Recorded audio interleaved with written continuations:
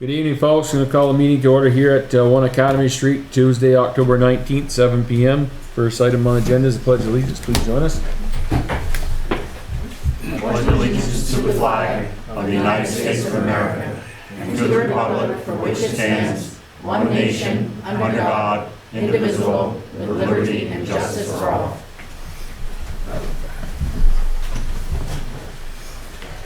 Agenda review.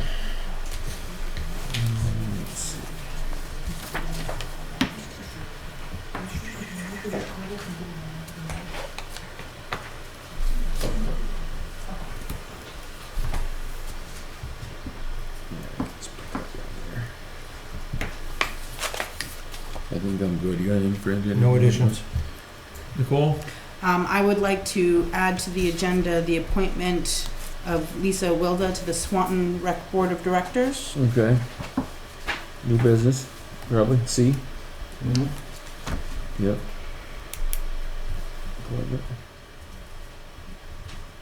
Okay, anything else?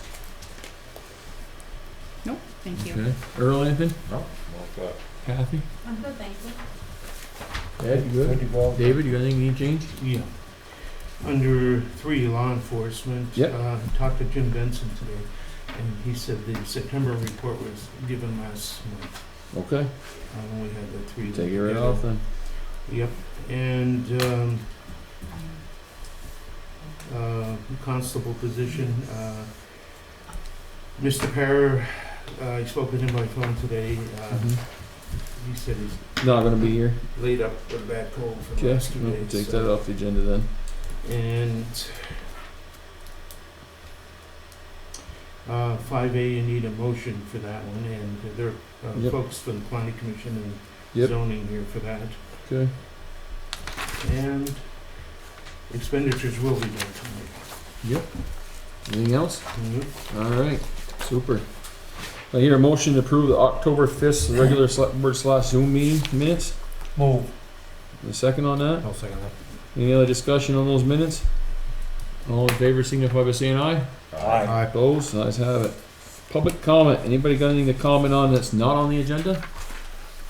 You, I sir? do, real quick, 4th Street Committee is looking forward to comment, so I don't see it on the agenda for any discussion tonight, but that was kind of a preliminary we gave you on the 5th of October, and we need feedback in order to figure out our next steps. Yep, ahead you're to right. It's finish not on this the up. agenda. And the other thing, I don't know, David, if you've heard anything about the grant. Probably not, we haven't sent anything, but they're supposed to give us our guidance, and we're ready to support the grant writing when we get the info. I know they approved us, but, 2 o'clock, yeah. yeah. I can cut that Okay, as soon as you do, please forward it, 'cause Yeah. it's a fairly short timeline, and we're ready to, that's for the Robin Hood parking area. Yep. And- Okay. The URSA grant, correct? What's that? URSA. Yes, yours Yeah. the grant. When's that due by, the grant? Is there a deadline? To be Originally, in? it was the end of November. I think they're pushing it out because they're later in getting the letters of Mhm. intent approved. Yep. And they said they're gonna give us feedback, which would be through the town, because the town is the actual applicant. Okay, So Yeah. we need to get that information, but we are ready to start to okay. finalize that grant Yep. application. We're Mhm. checking with the grant writer who did the letter of intent for us, Yeah, and we're Okay. ready to move ahead. So, if you hear anything, let us know, Okay. please, and Oh, we'll yeah. keep moving. one. Yeah, I always do. okay. Thank you. Do we want to discuss on that tonight? Anything? I mean, Before she comes in? I've had a small conversation with Joe, a couple of questions on building size and capacity. I'm working on kind of a pro and con list myself of things that I like or not like, the things that I was gonna present to you guys. I don't know where these guys are on it. I mean, I have no problem giving you what kind of concerns or questions I have now, whether you can answer them. Some of the pros, building layout, I love the building, it looked great. I think the concept of it was phenomenal. The need for the community is certainly there. We need that. Some of the concerns I got is the parking. In the long-term plan, I just question, is it the perfect or ideal place for the building? I question, should we consider having it at the rec building and leaving that open as a green space with a pavilion, you know?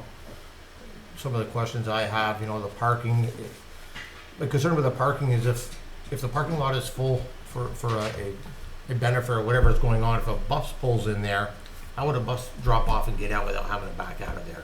Could we design some kind of loop? Would there be room for that kind of concept, instead of just pulling in, you really have nowhere to turn around if the parking lot is full, that's all. So, that was just my preliminary kind of thoughts and concerns on that, so. But I'm more than willing to go over it with you again at some other point too, so. We just Yeah, we'll gladly Yep. take input Yep. and Yeah. try to address the best we can, like the location and why Yeah. we still propose that versus others. Yeah. Again, because it's public comment, I know we probably, not too much back and Yep. forth tonight, but That's okay. we'll take We'll give a whatever little comments and feedback we can get.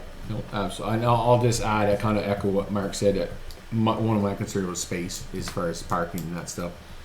I appreciate all you're done and your design and everything. Absolutely. My opinion is I don't think that's the right place for the community center. I say we need one for sure, but I think, like he said, I really think that I don't know if we have the space, but the rec would be make more sense because there's more things there with the ball fields and everything with it. Maybe, and I guess the other thought I would think about is down the road in 10, 15, 20 years, whatever, what if that's not big enough, we got to make something bigger? Is there any thought of extra space to someday down the road make that bigger, Right there, we're bursting at the seams, that's it. There's no more room for expansion. And I'm not saying not do something with that lot for sure, but I really think that if we could make it work at the rec, I think that's a more ideal spot with all the stuff we have there now. But I absolutely appreciate all your work you put into it. Yeah, and I'm certainly, Joe, if I may add, I'm not saying I'm opposed by any means. These Nope. are just things that I'm throwing out that I have to work through for Yeah, so myself. those are Yeah. great, Yeah. great feedback that Mhm. we certainly, and we've had some of those discussions, and without other committee members here, Yep. I'm just gonna intake right now. That's fine. We'll meet and work on that and come back and, Yep. and, Yep. that's a great discussion of We the can- location. Mm-hmm.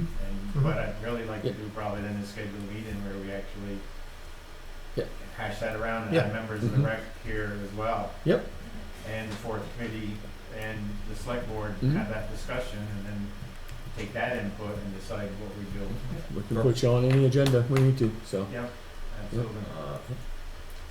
Earl? Phase one, if that was done, you could still go on to the other phases, right? Correct.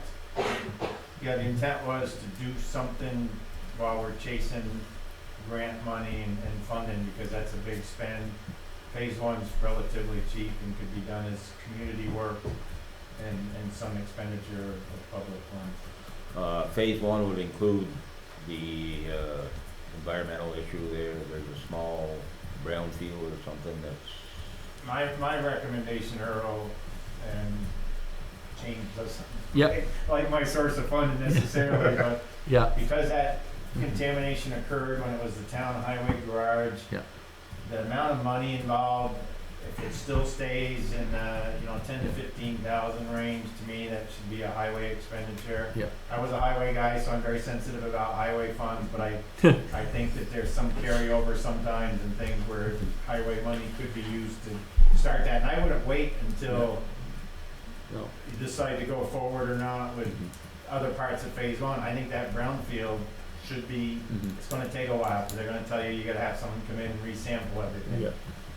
So, to me, that money well, should be committed. well, my thought is, if we're gonna do something, I mean, it won't happen this year now, but if we're gonna do it for next year, then we should budget for it, specifically for that. And that's what I'm saying. Phase one seems to be obtainable, right off next year. Yes, I would be in favor of going forward with that, and then, we can come up with the rest of it later on. I mean, I share some of the same concerns that, Mark and James do as far as location for a community center. I'd rather have it more visible, maybe somewhere closer to downtown, because realistically, that's the type of downtown we're gonna have. We're not gonna have, stores all over the place, because they're just down the road. And that's just my thought. That doesn't mean that, the majority of people would feel, that it's appropriate, but at least we'd be doing something. if we did phase one. Absolutely. That's why we put it out that way. Yeah. It gets it started. And preserves that space and makes it usable. Yes. James, Yeah. I gave the plan that you gave us at the last meeting, to Amy to look at, so she has some questions that you can talk to you about, during the day. Yeah, you're glad to come in anytime, meet anybody, anywhere, Mhm. and, Yep. you know, keep it moving. So Mhm. that's what we want to try to do. Can you put on your list of things to do to contact, is it Northwest Regional Planning? Greta. We deal with, Yeah. with I'll talk to Greta, yeah, about the cleanup and find out what we can do and what the next step is, Yeah. you know. I thought that we could get some state help with that. I don't think we can, we looked into it before because we own it.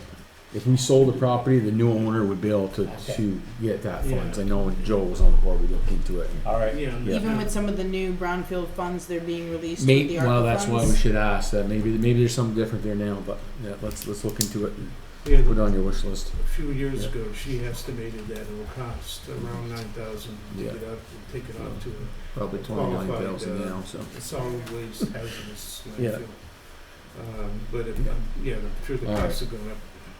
Okay, I have one question for Elizabeth. You go to the Regional Planning Commission, and they do have some brownfield, is that all allocated? No, they got a new round of funding. Would something like this be able to go in there? I think that's what, David's gonna ask Rella. Okay, Yeah. all right. okay. Anything else under public comment? We're good. We're gonna skip over law enforcement, Old Town Business, discuss new health officer vacancy, executive session, personnel. Is she on? I told her to zoom in right at 7, and then we shortly after we'd be doing it. Is that everybody? The iPad 5 is still connecting to audio. Are they showing up on this? Yes, it's the bottom right hand. Yeah, somebody's connecting, yeah, well, I could call her and find out if she was gonna contact us. well, I'm not gonna wait, she's not on there. I told her we're gonna be right on within the first half an hour, so Just come back to I'm not gonna go into executive session, it's Can not they all ready, hear us? Yeah. Can they all hear us? hopefully. Can you ask her Yep. if she's on under a different Yeah. name? But if she's iPad 5, Oh, she that's can't. Lauren. Sure, what's her name? Rosita. Rosita. Yeah. Rosita, are you on? If she's iPad 5, she can't answer. Yeah. No. She's still connecting to audio, that's what. Yeah, Which is a connectivity issue on her end, not must ours. be, yeah. It doesn't say a name, it's trying to connect David, so, Because it did say her name the last Yeah. time. Give her phone number so you can call her. yeah. Well, we'll, We gotta get that taken care of. yep. Alright, you wanna go try to call her while I move on the agenda? Alright. We're gonna, discuss Macomb Shore Bay proposal grant partnership with, Roger George and Al Norman. There's Yeah. in the packet, there's, from Al Norman, there's Yep. a grant proposal. And I saw the email, I read it. Is Al on there? Just barely. Can we turn that up? Hang on just a second, Al. We're trying to turn the volume up. We can't hear you very well. Is it on your end or mine? I think it's on our end. That's better. Okay. Okay. Great. Yeah, I think my volume is up. In the meantime, my assignment from Al tonight was to introduce Al Norman. There we Put a go. lot of time into working on this grant proposal, and Yeah, so let me I read it. You certainly did. Yeah. introduce Al. He's been working with the consultant that's in your paperwork too, and Okay. folks from the Lake Champlain Basin Program. So Thank you, Roger. that's Go ahead, Al. Go ahead, thank you, Roger, for being here tonight. I also want to mention that Joe Culvert, who's my neighbor on Macomb Shore, is also on the call. So I'd like to just start off with a little bit of background about this grant and how we got into it, and tell you a little bit about the content, and then see if what kind of question you have. This is a this is a project that, There we go. There, we can hear it. We can hear now. this is a project that we, are those slides from the project? The genesis of this was we were looking at potential state and federal grants that might be available to the town of Swanton to deal with some of the changing environmental issues on Macquam Shore and that have been very noticeable to all the residents there, at least on the northern end of the bay. And as you recall, in September, the board was kind enough to take a motion to submit something called an Aquatic Nuisance Control Grant, an ANC grant. This is a grant that has some benefits to it and has some drawbacks. One of the drawbacks is that it requires considerable amount of local funding, and maybe 20% of the funding is from the state.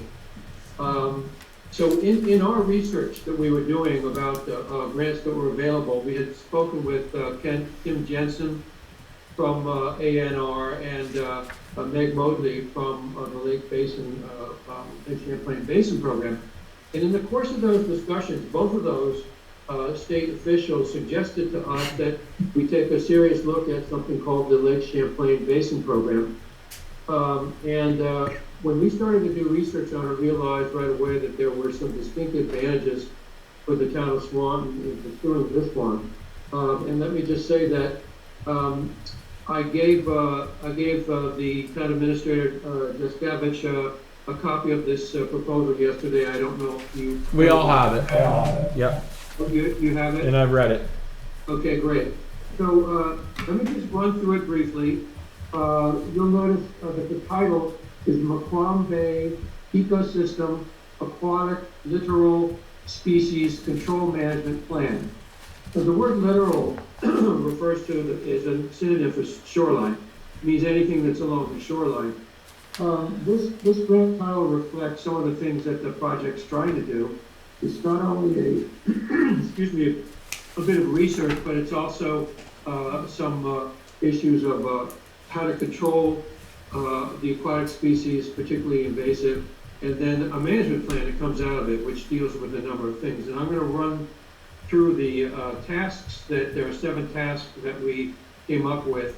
And when I say what I did was, the very first thing I did was, in talking to Kim and Meg, I asked them, number one, do we have time realistically to put in a proposal for this project? Because the deadline for applications was October 27th, and it struck me that was a very short timeline. And Meg, who oversees this project, said, yes, indeed, you do have time to put it in. It's a 5-page proposal. It does have its own format and complexity, but it's really not something that you would be unable to meet the deadline for. However, what you want to do, the first thing you want to do, she told me, is connect yourself with a consultant who can help put this grant together for you, the specific aquatic details that you need. And she said there's a list of consultants on the back of one of the pieces of information that you downloaded from online. So I said to her, well, do you have any thoughts about that? You know, who do you know has a good reputation? And I would like to work with somebody who's in Vermont, because I saw that there were some people from New Hampshire, I think even as far away as Connecticut. But she suggested to me that I get in touch with Michael Lew Smith. That's Lew-Smith. His resume is on the last page of the application. So I contacted Mr. Smith, and we had a discussion about whether he'd be interested in helping us put together a grant for this Lake Champlain Basin program. And he said he would be happy to do that. We discussed the fact that we didn't have any resources to pay him for working on the project at this point, but he said he was willing to accept that risk, and thought that it was a good thing to be working on after discussing it with him, what some of our objectives were. And he knew that I had spoken to Meg and that she had referred me to him. So I felt pretty comfortable discussing with him after looking at his resume and background and getting a referral directly from the state. I felt this is a gentleman whose office is 55 miles south in Huntington, but some of the other consultants were very far away. And it seems to me that, fiscally, it was not going to be a very simple thing to work with a consultant that would be that far away. So we looked over the grant guidelines and realized that one of the applicants is that's available as a municipality, which was very, very important in our mind, because we see this grant project as something that should be led by the town of Swanton, accepted by the town of Swanton. It's a project that deals with the lake. It doesn't deal with the homeowners or their property. It deals exclusively with conditions on the lake. But the attraction to us was that it has a 100% federal funding. There is no requirement for local funding from the community. So it really is a distinct advantage over the aquatic nuisance control grant. So if you look a little bit further down on page 1, the project category means you have to tell the state under what category specifically you want to apply. In this case, category 5 was the healthy ecosystems, aquatic invasive species, spread prevention, and management. We chose this category because it was the most, we thought it was the most appropriate to a community that is looking at a piece of water and its environments that really is not, it has not been mapped to decide what kind of species are there or not there. And that's the suggestion we got from the state is you really want to start there. You really want to know what species are present, how much and where. And so this healthy ecosystems aquatic invasive species spread category seemed to be the best category that we could apply for. And we talked to the state officials and they agreed with us that that was appropriate. You'll see also on page 1 that the total requested amount this would be from the federal government, would be $10,452, and I'll talk more about the budget towards the end of the presentation. The non-federal match that gets added to that is about $25,552. The total grant, therefore, is just over $13,000. Now, Administrator Descavich asked me yesterday to give him a breakdown of what the non-federal match amounted to. And I gave him a list of every item in that line item, and I don't know whether the board has had a chance to look at that, but it is not town money. We're talking predominantly about some consultant donated time. In other words, Michael Lou Smith is taking some of the time that he would put into the grant and donating it to the town. He's reduced his hourly rate. He's also donating some of his time and energy to the project. But it also includes some fringe benefits from that. It includes a boat rental that he's throwing in because he has to, in doing mapping, he has to be in a boat. And then the total amount includes, you see the $2,552. But I think what the administrator was wanting to be assured of is that that does not require the town to come up with that money. And the answer is that it does not. So if you can turn to page 4 of the grant, I want to talk a little bit about, I think the most simple way to show you the scope of the work is to look at what the state calls the Project Fast Table. Now this document was prepared with the help of Michael Lee Smith. His company is Arrowwood Environmental. By the way, that's the name of the consulting firm. As I said, they're located in Huntington. And what he did was he took their format. They asked you to put together the task, and then the objective of the task, the deliverable, and the timeline. So I'm just going to go quickly through this, hoping that you've had a chance to see some of it. Just stop me if you have questions. But there are 7 objectives. The first objective is to develop something called a QAPP, which to the state means the Quality Assurance Project Plan. And I want to explain also the timeline here. If this project is approved by the select board tonight, we have to then do a little finalization we have to add a few odds and ends like your federal tax ID number, etc. But we then have to then load it onto a form at the state level and upload the documents. And then we will be notified of a yay or nay on the project by sometime in December of 2021. So there'll be a period of maybe 6 to 8 weeks where we wait for the state to go through the applications and decide which ones are competitive and which ones they want to fund. So the timeline, it doesn't begin right away. Even if it were granted in December, you can see the first pass is listed as happening in March and April. And what happens during that task is that the consultant meets with the state and they work up this specific quality assurance project plan, which lays out the implementation steps that we expect to follow. That has not been written yet. You don't write that unless you get the grant. The second task there is to map native vegetation, including rare species. And what Michael put under the objective is to map the aquatic and shoreline vegetation in that study area, and to list the species and the natural communities in the map of where these species are within the study area. And you'll notice that objective and the next two are all done in the fall of 2022. So I wanted to emphasize that you're not actually in the water mapping species until the fall. And that goal includes, you'll notice there are rare species. This was something that came out of a discussion that I had with Tim Jensen, who said to me, it would be helpful to the state if you would actually do some mapping there of rare and endangered species.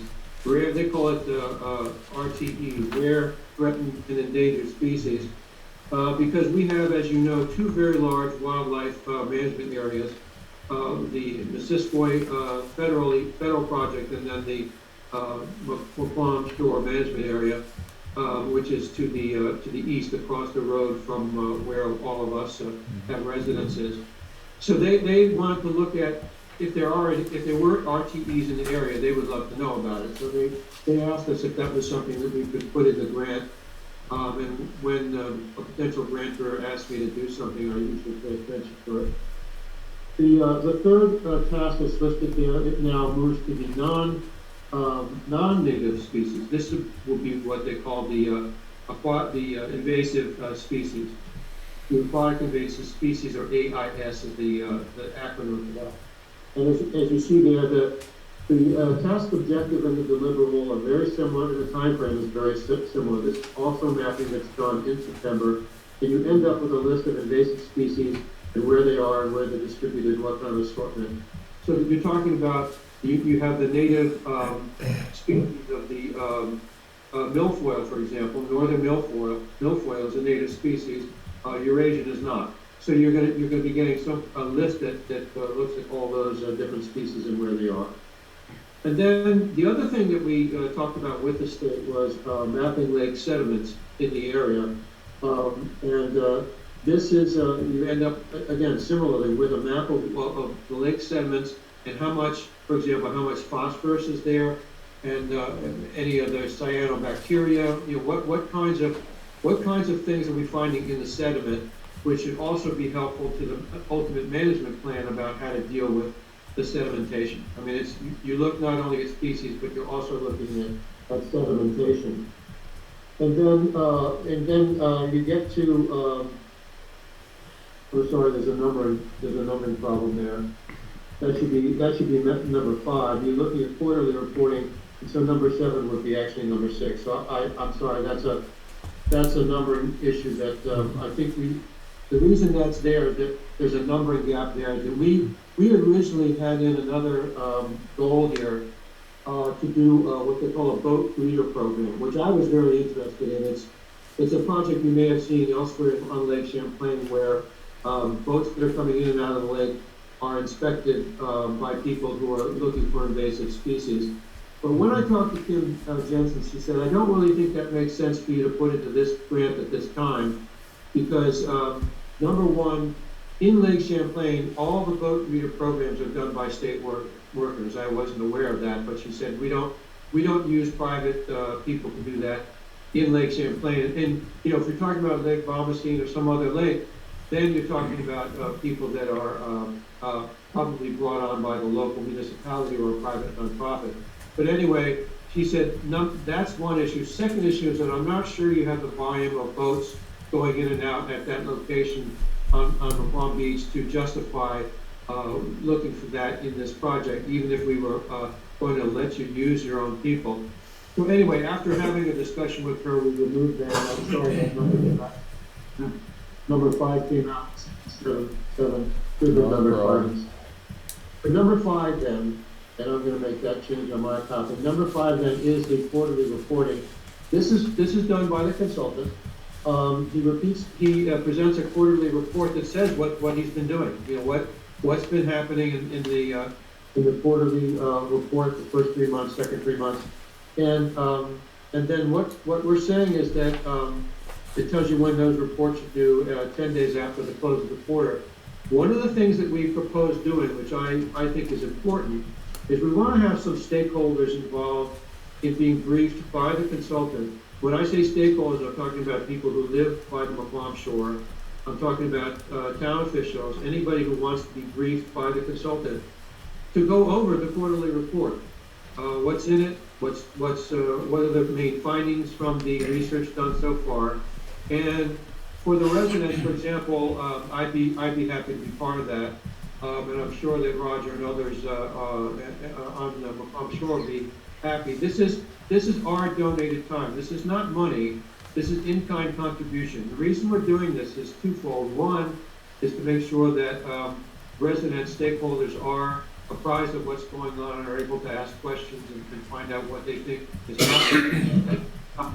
And secondly, to add in kind, which makes the project a little bit more attractive to the state. There is no, if you look at the guidelines, there is no in-kind match requirement, but they also say it doesn't hurt you to have match, it makes you more competitive. So this is not a lot of match money. It comes to a total of $720 in the life of the project.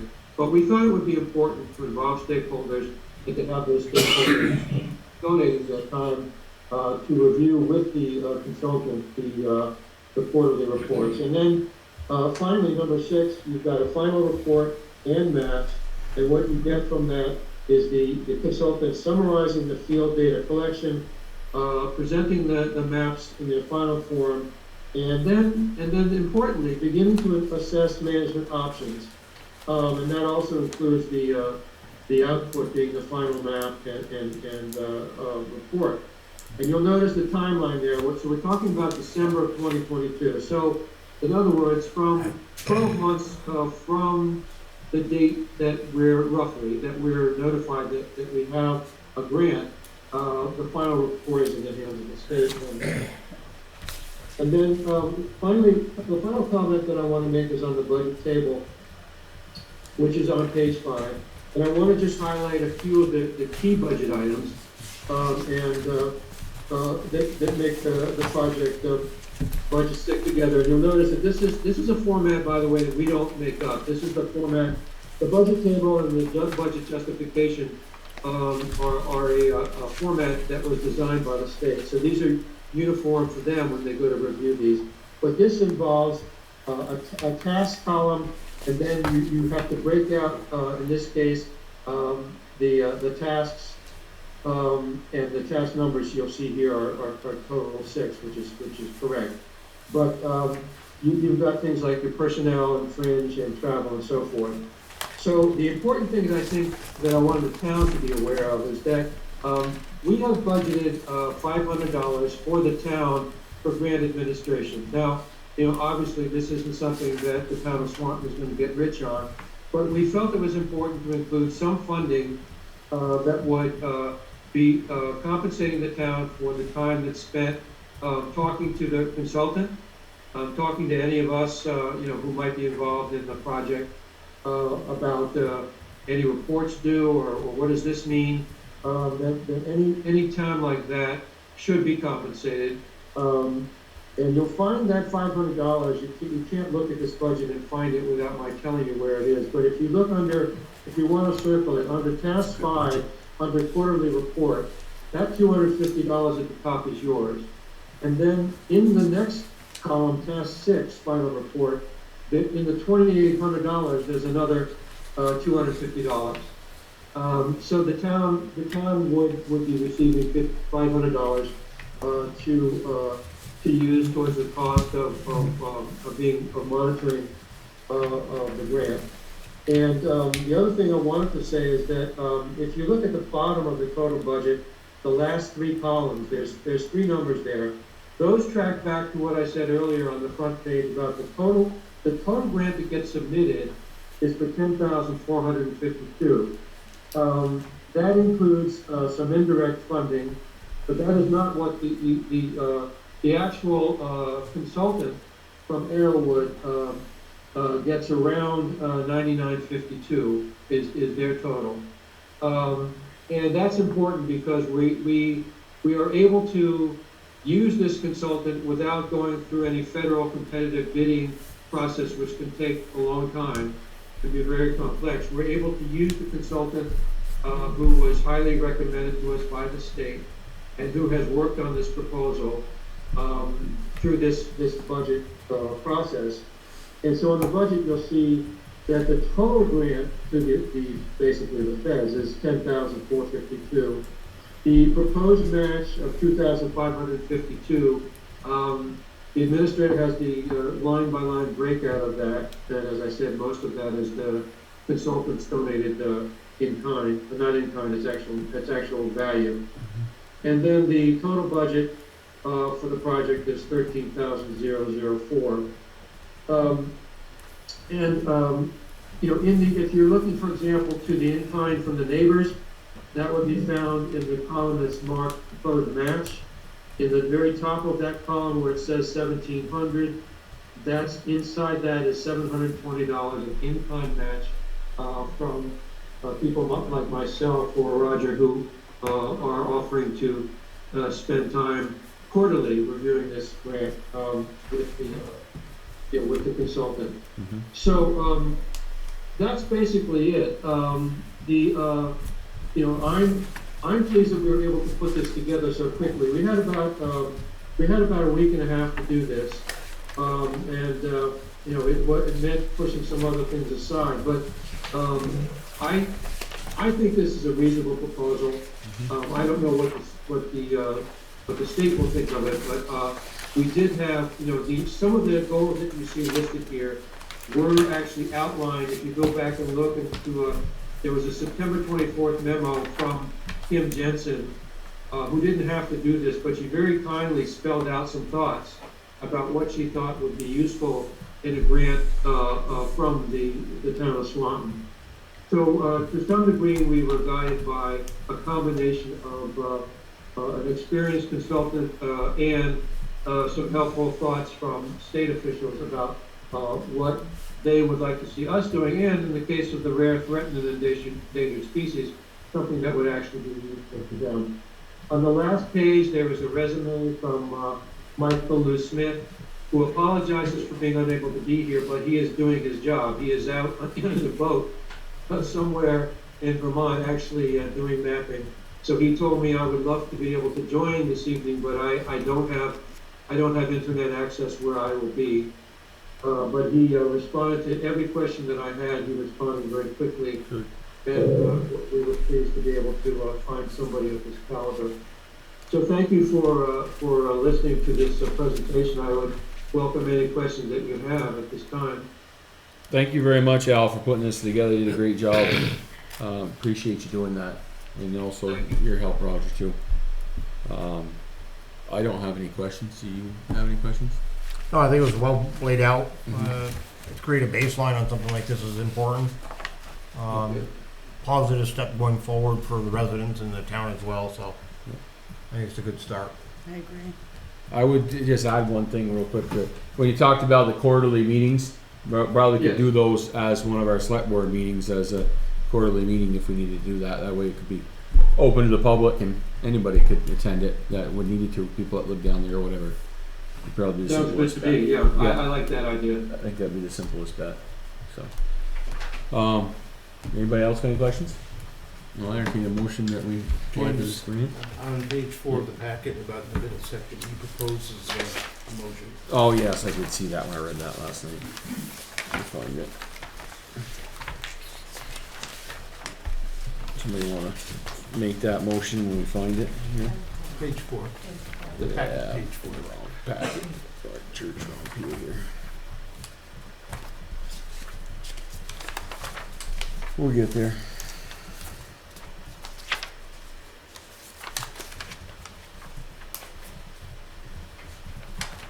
Page 4, David? Yeah, it's right in the middle. I don't even have a page 4. I got- Well, That's 4. Oh, yeah, right here. it's because it's got 2 numbers at the bottom, that's why. Yeah. Alright, someone wanna make that motion? I make the motion to approve the submission of a proposal of the Lake Champlain program entitled the Quam Bay Ecosystem Aquatic Littoral Species Control Management Plan under Category 5 Healthy Ecosystems, Aquatic Invasive Species, Spread Prevention and Management, and the total requested amount of $10,452 with a non-federal match of $2,552 for a total project cost of $13,004. Need a second on that? Second it. Alright, any other discussion? All in favor, signify by saying aye. Aye. Opposed, ayes have it. Thank you very much, gentlemen, for your hard work. Thank you. I would just like to add that on behalf of myself and Joe and Roger, that we're very pleased to be working with the board and look forward to it. I obviously can't tell you whether we're gonna get funded or not, but we appreciate the fact that you put this on the agenda quickly and processed it. And let's all hope that the state finds merit. Thank you so much for your cooperation. Yeah, I got a question too, but go ahead, David. What's the deadline for submitting this, and who signs the application? Well, we'll have some application. We're gonna, this will be submitted, I'm actually gonna suggest, I don't know if he'll wanna do it, but I'm gonna suggest that Michael Lou Smith, actually put it in from his computer with the attachments, but the list of, the project, the point of contact is, David Jaskavich, the authorized representative is, James Gilmet as the chairman, and it will go in that way. It'll go in as the grant from the municipality, and Arrowwood will be a consultant, a partner, and it has to. The way they do it is they have a cover page that has 4 or 5 questions that you have to fill in, and then the rest of it just gets uploaded. So I don't mind. We could upload it from your shop, or we could upload it from Michael's. It's really something we can discuss. We have until the 27th to put this in. I'd like to put it in. I don't want to wait till the very deadline, but we have to.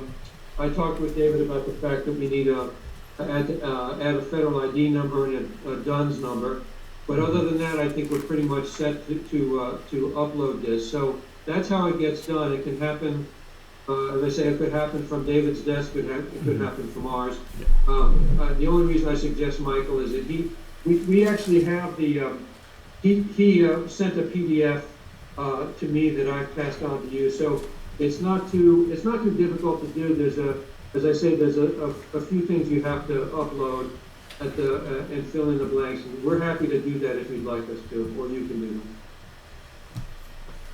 Yeah, I think you guys can work. I think you, David, and Al, you can work together and get it submitted. Whatever's easier. If you need it, David needs to submit. Give me a call tomorrow. Yeah. Okay, yeah, we'll talk about it and figure out the easiest, most expedited way to do it. And if you have any issues, you know how to get a hold of me, both of you. So, okay. Al, are there will it be helpful to submit any letters of support with this grant application, or do they recommend? Yes, thank you, Roger. Thank you for reminding me. We are asking for letters of support from the McQuam neighborhood, and are happy to do that. It may be useful also to have a letter of support from the village, since part of this Bay Area does affect them. I think it's helpful. Letters of support are helpful. And we're happy to help, obviously draft the one from the neighbors, but it might be something.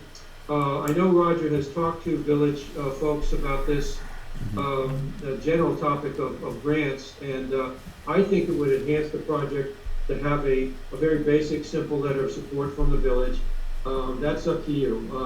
I think that if the town of Swanton finds that of interest and useful, then we should do it. If it's not something that's useful, then it's something that does not happen. All right, David, can you contact Reggie and see if they'd be interested in writing a letter of support for that?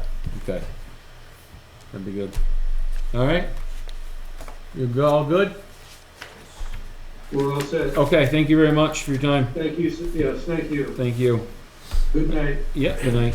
Okay, we need to go into executive session now to discuss personnel. So I'll entertain a motion to go into executive session. I move that we find that we enter executive session for the select board to receive confidential personnel information for which a premature disclosure of it to the general public would clearly place the select board and others at a substantial disadvantage. I will second that motion. All in favor, signify by saying aye. Aye. Opposed? Ayes have it. I move that based on just made findings that with premature disclosure would place the select board and others at a substantial disadvantage, we enter executive session. All in favor, signify by saying aye. Aye.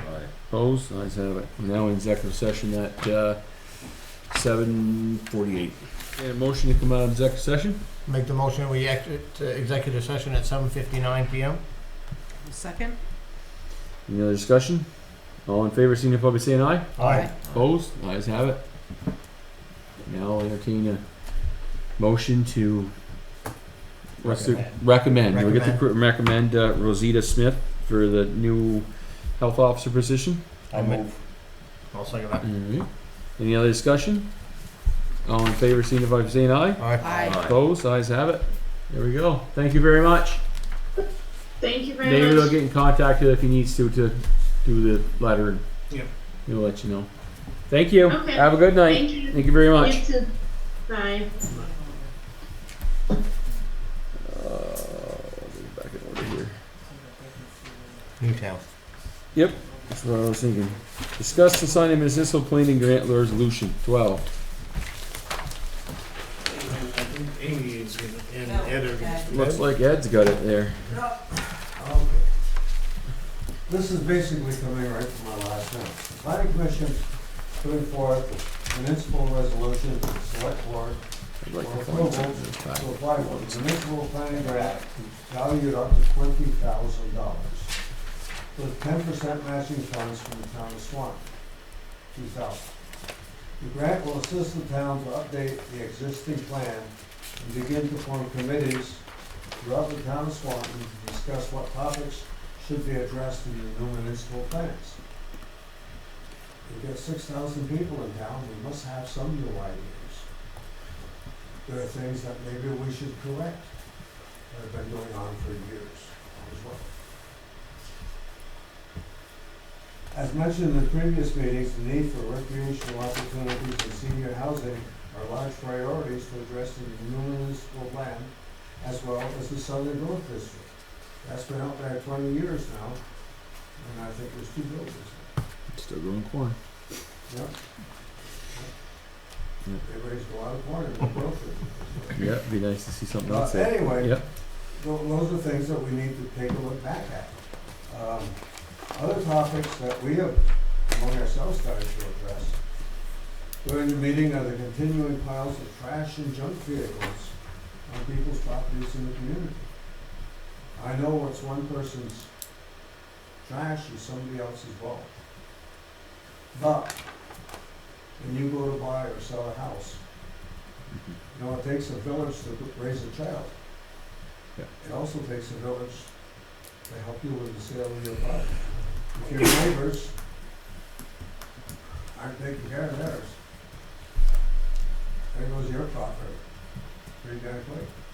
So we need to think of those things as well. The new municipal plan to address issues like this and how to properly delegate ticketing and fines for violators to prevent ongoing issues. There's one court for environmental issues in the state of Vermont. Amy is the zoning administrator. She's not the health officer. She's not the building inspector, for lack of a better term. Look around. Give some thought. There's one that I know is picky on, but I would like to see it put into our zoning regulations and that. If you're gonna run a bed and breakfast or whatever. I think the least that we can ask is that these people in the fire department get together and put inside that bedroom wall. How the hell do you get out of that room? You stop to think, if you're in a strange house and you've got kids and it's dark, if somebody hollers, fire, if somebody smells something or a fire detector goes off, I think it's the least we can do as a public body, is require that these people have a map in that room, how the hell to get out of that room. I mean, you know, and I think we've got to be careful of that. So far, Swanton's been very good. But you go up to Montgomery, somebody comes in and rents the house. People are gone for the night. Next thing you know, 100 people come down to the Montgomery for a party. That's not what that intent of that was. So I think sometimes we need to act before that starts here. You know, I could see some places on the lake would be a great place for a party, you know? And then there's neighbors are still home. So there's things to think of. We need probably to think of who to delegate ticketing and fines for violators to prevent ongoing issues. Public invite proposed to address other underlying community topics, like the revitalization of downtown Swanton. That's a big issue right down there. There's no need of worrying about more parking. It's empty, except when people go to pick up pizza. There's got to be something done. Otherwise, there's going to be more empty lots. We need senior housing. Swanton has 2 or 3 of them, but there's a lot more than 2 or 3 seniors. That should be among our topic. Parking, well, I guess downtown we got all the parking we need right now. How much longer is that going to continue? I really don't know. We intend to invite people to come and meet with us, share their ideas. Some people have done that a little bit now and then, but everybody always says they're going to be there. Well, you people know, everybody doesn't show up. So this year, we're going to do something a little different as our plan continues. We're going on the road. The last 2, I think this will be my 3rd or 4th. We sit in here, and there's 5 or 6 of us, and somebody from regional, and anybody here? Yeah, here. We look at the wall back there. So we're going on the road. We're going down, we don't know just where yet. But, for instance, the wildlife, got a nice little hollow down there, nice little boardwalk. But we want to do it in the summer months. Bring your own chair. That way we don't have to set up chairs or borrow chairs. But bring your own chair. If it rains, look for a place that's got a roof that you can get on. For instance, up in the elementary school, they got that roof on the building. Over by the school up by the Catholic Church, they've got a big roof over their entryway. One of the other spots we look down here at the grain company, their parking lot. For people on that side of the river, up by the school, somewhere up around the south end of, around the Growth District. He's either probably a farmer with a big lawn he's willing to share with us, and if it rains, we run for the barn, I don't know. But somewhere where we don't have to worry about chairs, bring your own chairs, set up. If it rains, well, we'll get under a roof or something. So we want to take the show on the road, not just where and when. We're looking more to the summer months. So that's where we're going, folks. And that's what we want to do with $2,200 or $22,000, and revise this thing. It needs to be looked at. I'll give this to Amy, and she'll tell you where you need your signatures and what have you. And Do we need a motion? Yeah, we're gonna have to make a motion.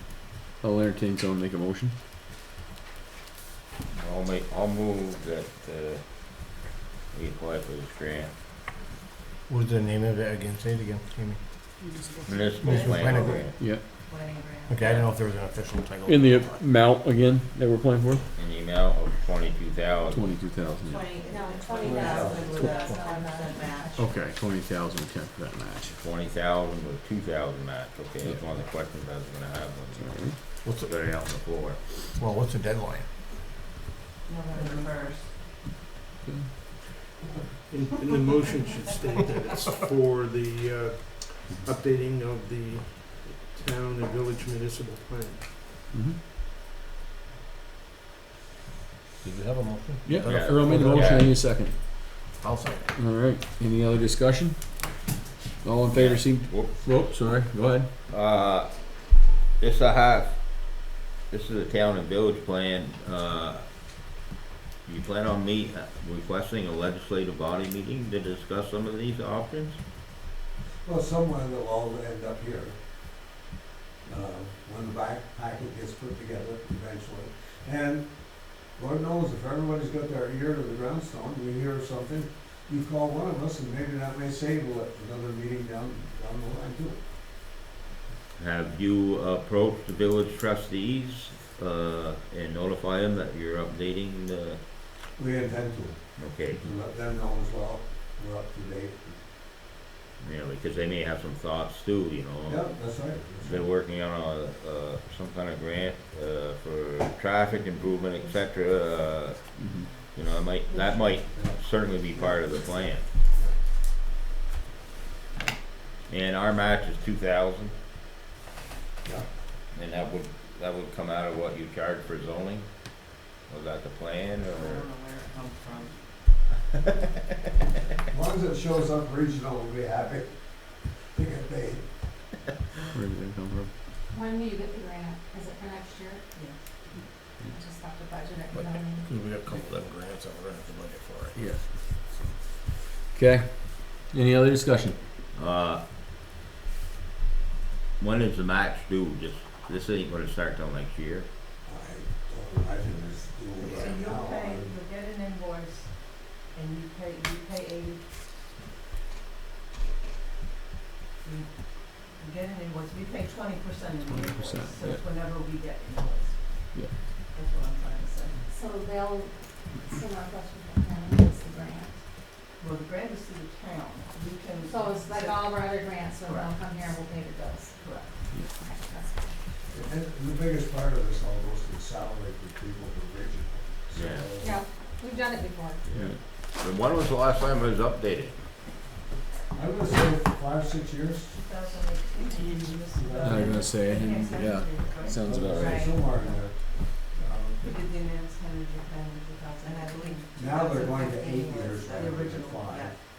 But, you know, it's one of those things that continue and we need ideas from people. Well, and of course, definitely it has to be updated by 2023 anyway, so. Yeah, I think there's things that we continue to need to look at, and involve as a community and think farther, a couple steps ahead all the time. We've set up a lot of chairs and looked at a lot of different chairs. Yeah. I do have a question. I know last year the rec department had applied for the municipal planning grant to see if that space in the back part of the rec would be suitable for a building. Is that something that can be combined into the municipal planning grant this year? I reached out to Betsy, I'm the one writing this, so I reached out to Betsy and I have what was submitted last year. Yeah. So we will take bits of that and include it. Thank you. Yeah. And I also suggested to her that, because there was some question over whether to apply for that again or this grant. And I suggested to her that could be a recreation chapter in the municipal plan. And she was happy with that. Alright. We all set? Discussion? All in favor, signify by saying aye. Aye. Alright, Opposed, ayes have it. Thank you guys. I need some signatures. Oh, you need some, that costs extra. Signing yours here. Yeah, I like that part, it says CEO. The select board's on there too, it says.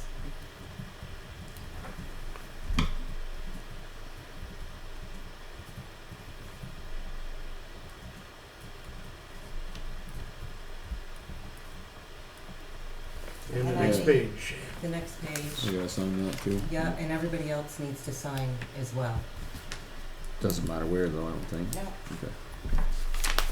We got a few red, we'll go back to it, ready?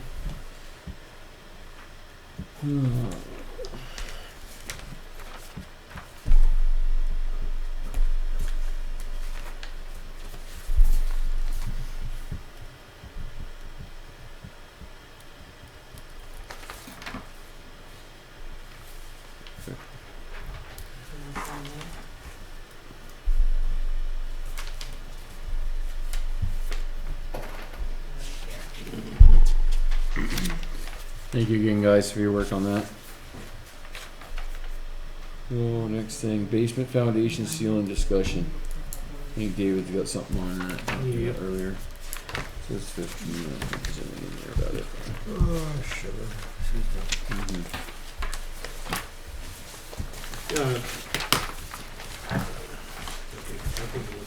Is there something in the packet about the ceiling, David, or is that old? It says 15. But That's the previous, I think. just fill us in on what you did, John. That's his report. That's the same thing. Yeah, I just. Fill put us that in on what you there told me earlier. Because of Peter's recommendations. This morning I met with a rep from the Nikon Corporation, which Peter recommended in his report. And we went down the basement, he came at 9. He looked on the outside also. And essentially what all they do is put the final seal coat on a prepared outside basement wall. What they don't do is excavate around the wall. They don't wash the wall. And they don't put a smooth surface on it, like spray foam, or he mentioned some kind of spray concrete that you might have to use. He said it depends on how rough the outside of the wall is. He said inside it looks pretty nice as far as being relatively even, considering what kind of stones it's made of. But outside there could be jagged pieces sticking out. In order for them to apply the sealant, it has to be smooth. So one way or the other, either concrete or foam, depending on how rough it is, has to be applied first, and it has to dry for 48 hours before they can put any sealant on it.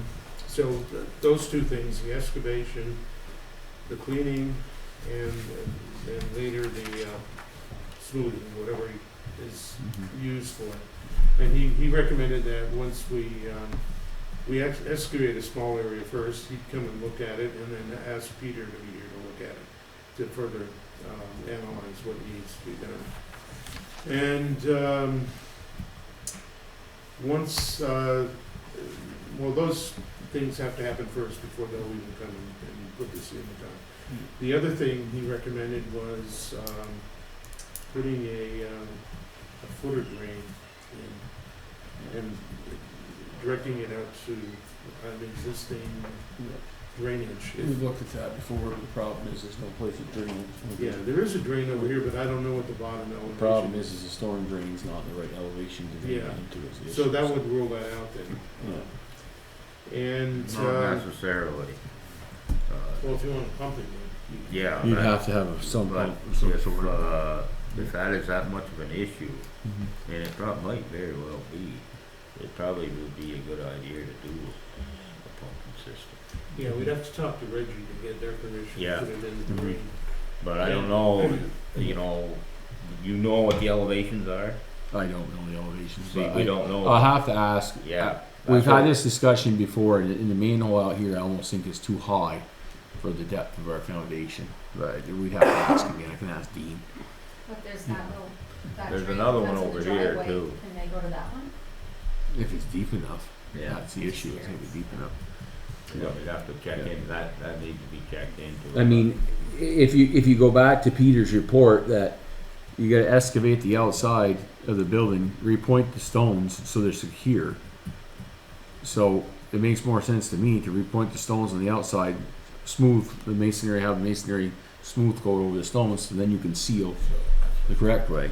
I don't know why they would suggest a spray foam, but I sure as heck wouldn't put spray foam on nothing. So it's not gonna help hold the stones together at all. He said if you had somebody do that by hand with mortar or concrete, it would be really expensive. Yeah. For his sealant alone, he estimated $8 a square foot for that. And the other is all extra stuff, depending on which method you use to get it smooth. I think you'd have to have somebody do the excavation, and then maybe the mason would do it too. Excavate it, clean it, and do their work, and smooth it, and then have him come in and seal it. They'd have to do one side at a time, do it in sections. Or Yeah, he said they wouldn't do the whole thing Yeah. at one time. Yeah. and do it in one Does he time. do this sealing year round, or is it only in the summertime? Is it only? It's- say? I think it's summertime. It should be Yeah. Peter's report, the temperature limitations. Yeah. And he said the sealant cover that would come up would cover the existing exposed field stone on the outside. Mhm. It would have to come up to that level. Yeah. And That makes sense. when we looked at it, it was obvious what Kathy noticed once after Mhm. heavy rain. Right here where this foot is where most of the water comes in. Mhm. And you could actually see a channel in it where it comes in so fast, it's forming a channel down there now. This side is probably the second worst over here. He said the crawl space up front might not be a problem because the dirt is so high that Just anything that absorbs. goes into Yeah. the dirt. But, Yeah. So do we excavate an area out here, a small area, so that you can come back and inspect it and have Peter look at it at the same time and you get their opinion on what the next step is? That wouldn't be a bad thing, we could probably get an estimate after that. Mhm. Yeah. I think the highway guys can handle excavating a small spot enough to expose the foundation. About to dig safe and all that stuff, but Yeah. I don't have so Yeah, much the of other that. thing that Peter recommended was these AC units Mhm. are designed to drain into the soil down below. Yeah. No, And need they to would on have the to side. be connected into that sewer line and Mhm. taken out that way. But that would require a trap of some kind. Yeah, you just Keep the gotta put a gas little out. pump down there, that's all it is, and then pump it into the drain, so. Yeah, just run into a pump. Yeah. And Peter said that's kind of a minor problem, but it's still. Yeah, With no, you don't want moisture. moisture draining into the basement, that's Yeah. for sure. So So, that's where we stand. I'd like right you to now. get with Peter and get with this guy and set something up, and then I'll tell Kevin tomorrow that you can go between all three of them and set something up that we can excavate a small area, so the foundation, so that they can see what's We what. need to find, you're saying that repointing them stones by hand out there is gonna be a very expensive That's what ordeal. he told me, you know. It's labor intensive. Yeah, Whereas with spraying it on, it's, you spray it and smooth it quickly and that's it. and Peter added I two don't, different. I'd like Peter's opinion on that, cause I'm not a fan of putting spray foam on rocks gonna hold. Well, then he That's had just something crazy. else, he said It's was called more shotcrete? costly. Yeah, Yeah, he mentioned that, that's a little more expensive, but, he said if the outside is really jagged, then he would recommend that instead of the foam. Well, we need to take a look at it, and, Yeah, see what's there. I guess for this is something we need to get some prices on, because we're gonna have to budget for this, this is significant, gonna be a Mhm. significant Yeah. amount of money. absolutely. The other thing he recommended is if the town could put some kind of gutter system on the roof line, take the Yeah. water away Mhm. instead of letting it just drop right down next to the foundation. Yeah. Uh, Yeah, we can have it looked at again, but the issue is the angle of our roof. And also They the can't snow. put gutters on Snow, it, so. ice, and Well, they then- can put it down low enough below the ridge Gotcha. line so the snow don't clean it off, but we can have somebody look at it. Yeah, when that snow comes down, Yeah. it goes right out to the sidewalk. But if we can get a foot and drain in, Yeah. and that's filled with stone, I mean, the Yeah. water's gonna go. Oh, Instead absolutely. of going in the building, it's Yeah. gonna go down the drain. Yeah, Yeah, I'll check our red. Like, once you're down Yeah, there and you we dig gotta- it up, yeah, you I dig see it what up. it's just gonna end up, yeah.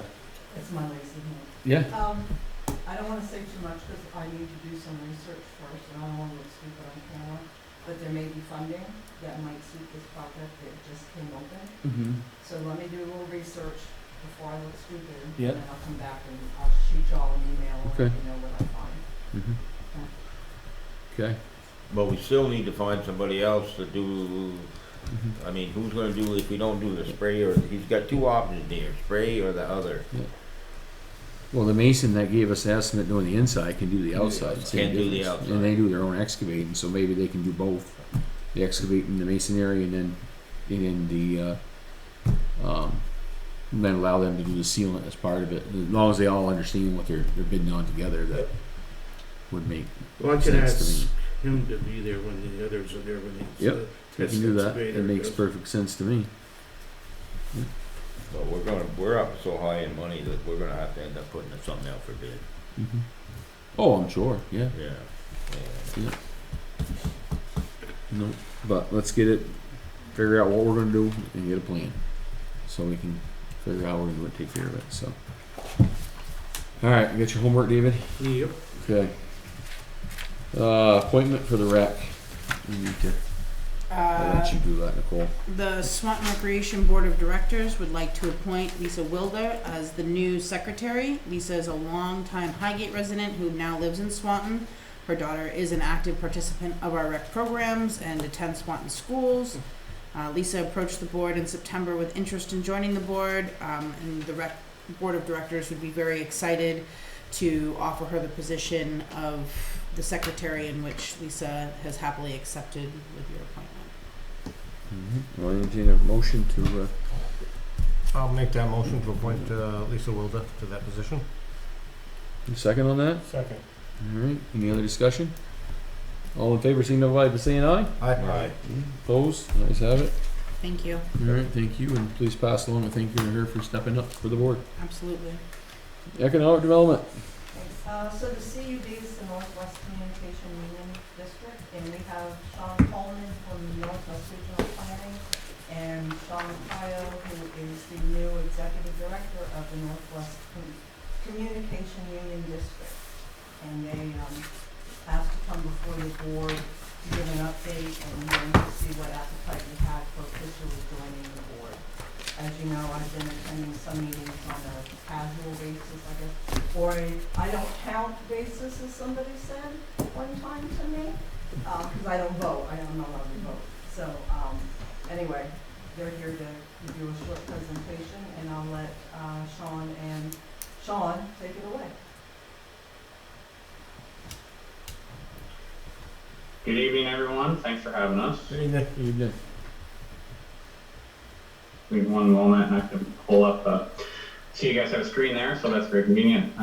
Could I screen share if possible, and I can show a deck that might be helpful to kind of show a little bit more information. I know some of you, it's been quite a few months since we have spoken last, and I certainly can give you some more information on what has recently happened and some of our progress. You should be all set, Sean. Thank you. And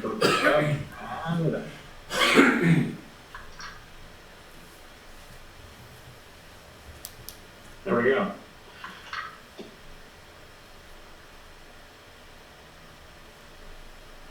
Go back one here.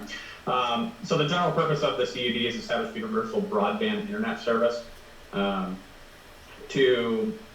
which generally I think everyone agrees now is pretty critical to just about all communities.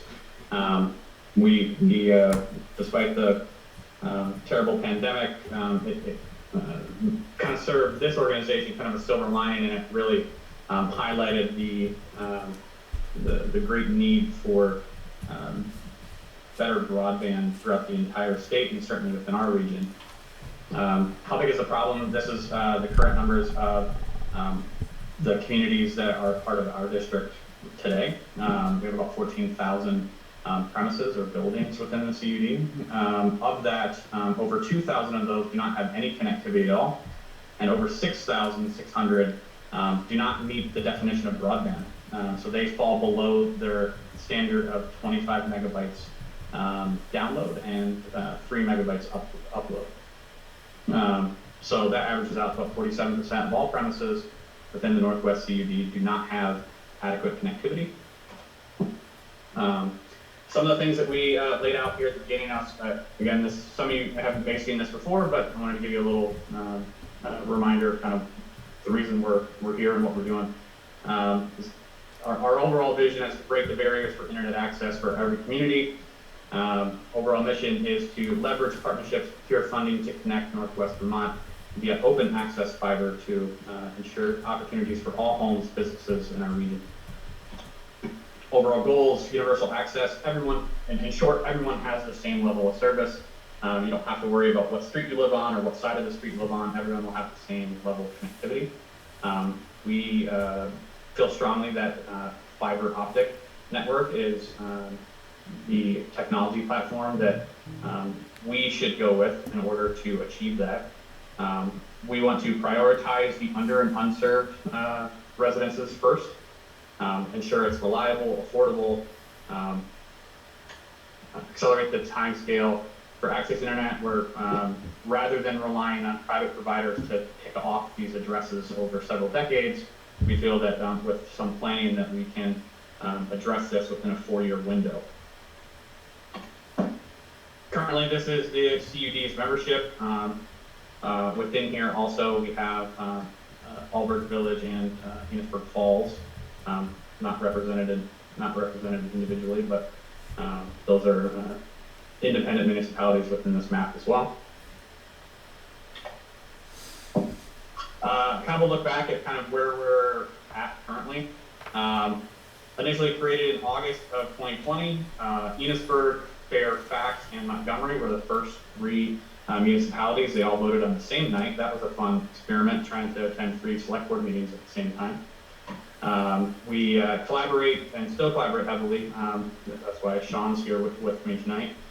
With NRPC, our first project was using the Broadband Innovation Grant to conduct a feasibility study of the district, which is now complete, and now we're moving into kind of business planning phases.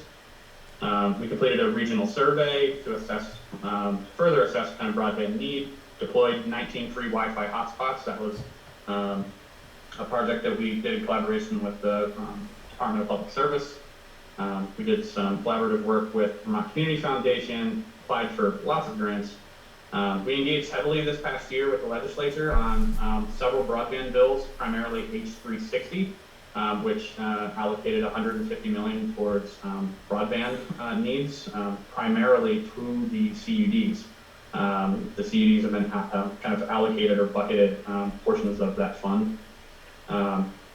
Engaged with regional and national fiber providers for partnerships, hired an executive director, that would be me, and as of yesterday, we were approved for our first block of funding in H360.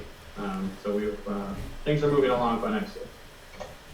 Looking ahead, kind of where we're going, we're going to be doing our project planning, again, our business plan, basically. Seeking to hire, in the new year, seeking to hire a network project manager and some additional administrative support. We're going to be working on securing agreements with operators and service providers, working on site surveys, make ready, working with the electric utilities. We'll be having a similar discussion, I believe, next week with the Village of Swanton as well. And preparing for phase 1 implementation, ideally, if all things line up correctly, by mid-22. And that implementation is beginning construction, putting fiber on poles. Some more information on why fiber. It's the fastest, reliable, it's generally future-proof. There's really no theoretical limit of the capacity of that network, and that's why we're looking at that. Many incumbent providers who use DSL and coax or cable networks now, they're really struggling to keep up. They've used an old technology that, they've kind of narrowed their scope because they can only do so much with the infrastructure that they've built over the last several decades.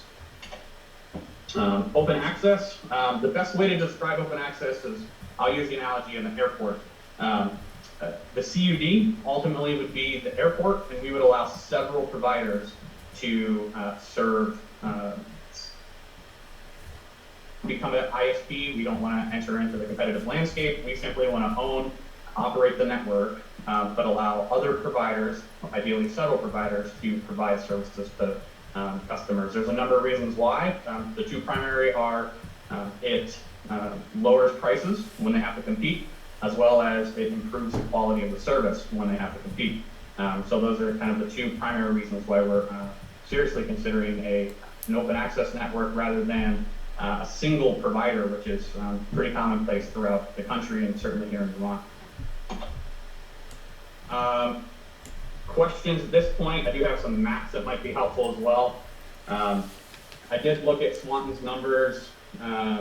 Swanton has roughly around 165 underserved, so that would be they fall below that line of the broadband definition. Our minimum goal, and which is the stated goal, is to serve every home with at least 100 over 100, so 100 download and 100 upload, which at this time only 4% of Franklin County actually is able to say that they achieved that. So we have a lot of work ahead of us, but every community counts, certainly when we're having discussions with potential partners and we're looking at communities. Certainly the communities who were of most need joined first, the ones who had a much bigger need, Enosburg, Fairfield, Bakersfield, I'm sure I'm missing a couple, Montgomery. They have a great need of where they have the bulk of unserved addresses, but certainly just about every community falls below the line for that 100 over 100 state standard that we're all trying to achieve here in the next couple of years.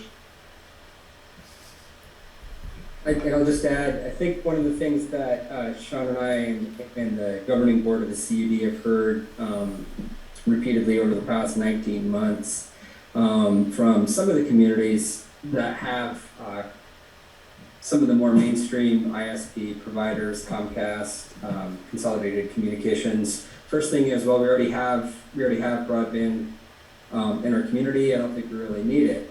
But unfortunately, with just one or two competitors, the prices stay where they are. There's not a lot of competition to drive down prices.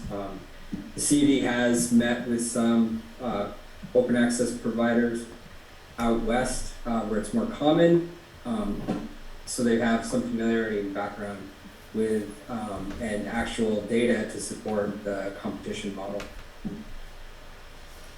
Are you going to bring competition in? At some point, that's the plan. Our first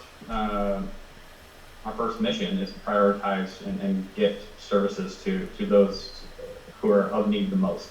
But that would be with the present providers. Say that again? It would be with the present providers.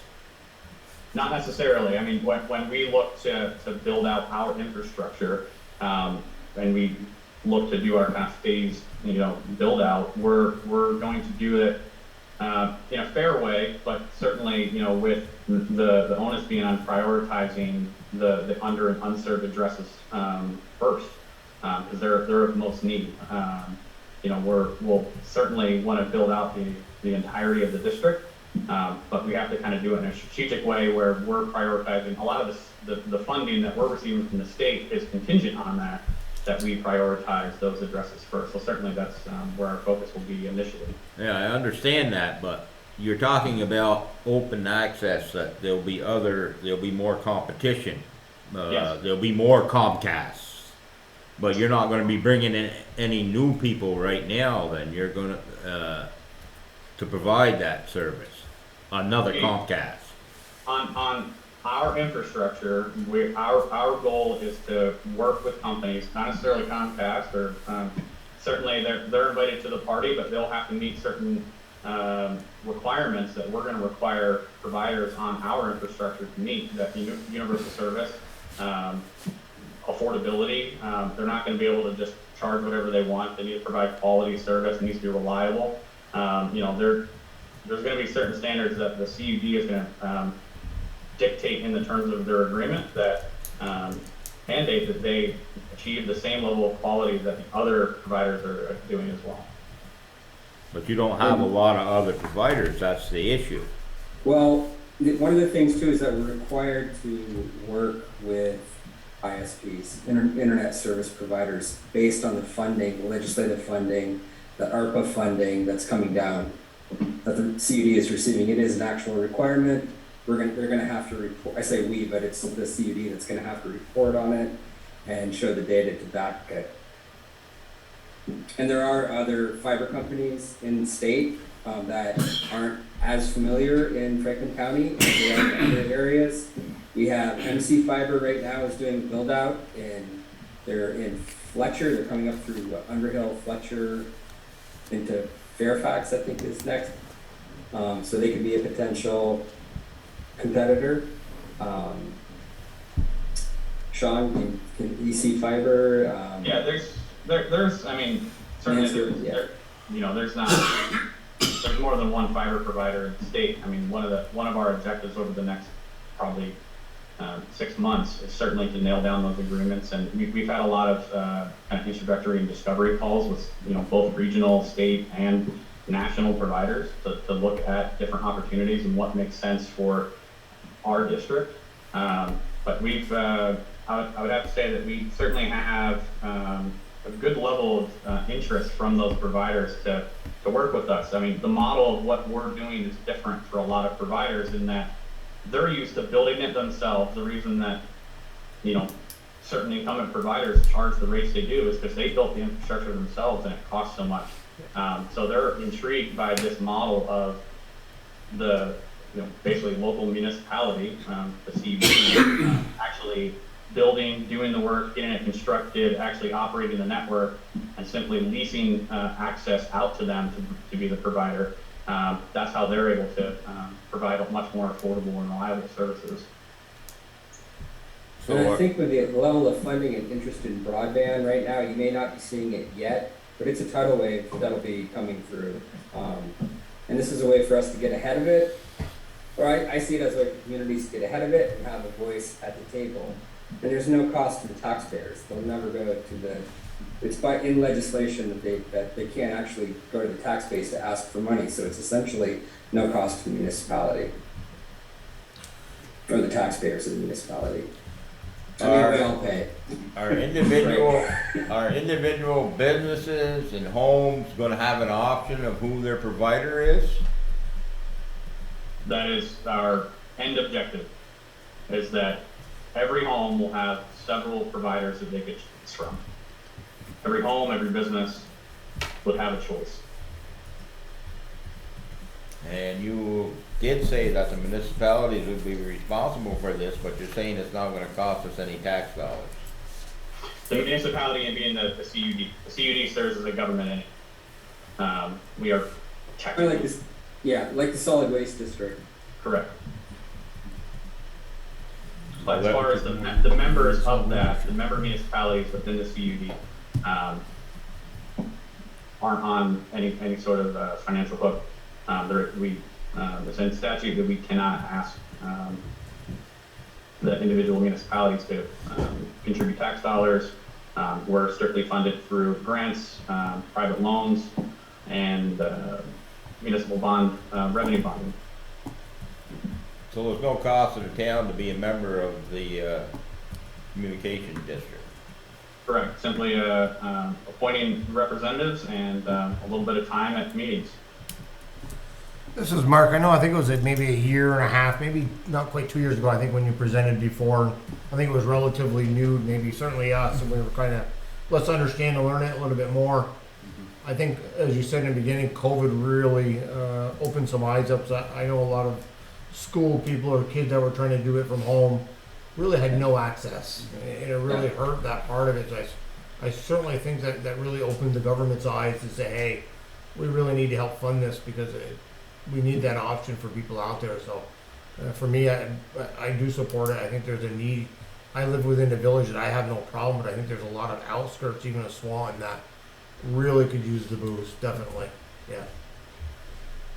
I think people in the village even still could use the boost because it's bringing infrastructure that's affordable and reliable, opposed to being, stuck into the other options as well. The possibility that I could bring. Because you're right, you're either going to choose A, B, or C, and this is the price. I think the competition factor alone. Exactly. I'll just say a note.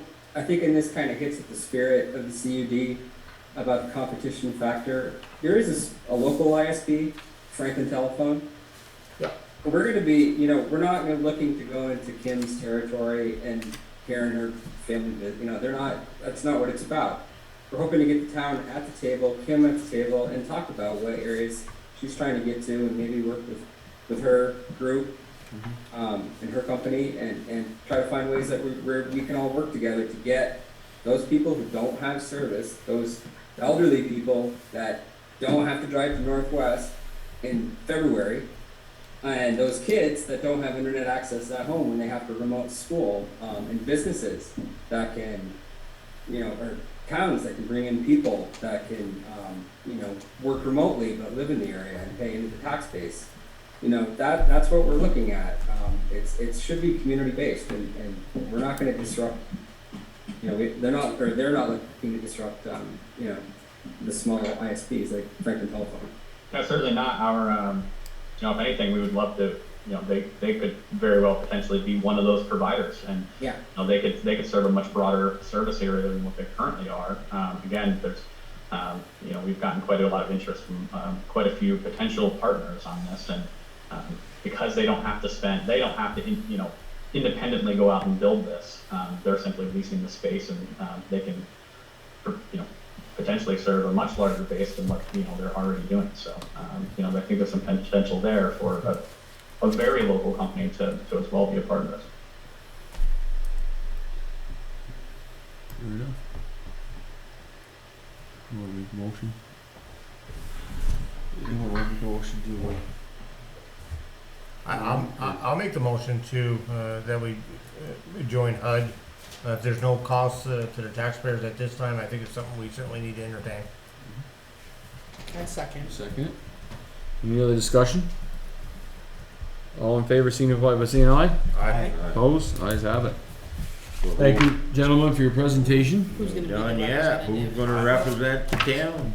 Yeah, we need a representative and an alternate if possible. And we have the current board, it's a range of folks. You have people that with no knowledge of IT experience to people like that were in Sean's caliber of network engineers in their former careers. So it's a whole range of folks. I would like to think that it doesn't entirely fall under economic development, but I think that it certainly can in the future wise. And I think Elizabeth, you had some. I've been going Right. rather sporadically. It would be nice to have a vote, Correct. so I'm happy to. We have that voice at the table. Yeah. So that's, and then maybe an alternative would be the town administrator, or would it be David or whomever it may be. Makes after. sense. Yep. Elizabeth, we would love to officially have. Do we need to vote, David, to appoint her to? Okay.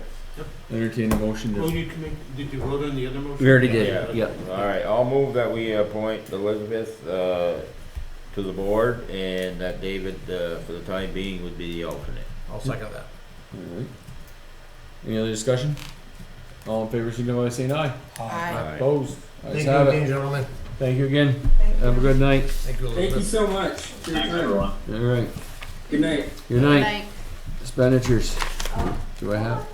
Oh, She's still got updates. Yeah, and other updates, you got what? and other updates. Oh, wow. Yeah. So I will kind of keep it brief, one, because of the time. It's past my bedtime almost. Yeah, I hear you. So you all got the weekly updates? Yep. They were Yeah. a little late. I apologize. I wasn't here last Monday and Tuesday. On Wednesday, we go to the village to present the Transportation Alternatives Grant, and they voted to move forward with that. That deadline is November 27th, so I'm working on that. There were some questions that were posted on Facebook. I didn't respond on Facebook. I may at the next village meeting just do a follow-up. The plan is to do a presentation at the informational meeting because this is going to the voters. It's a $300,000 grant with a $75,000 match that's going to go to the voters in March.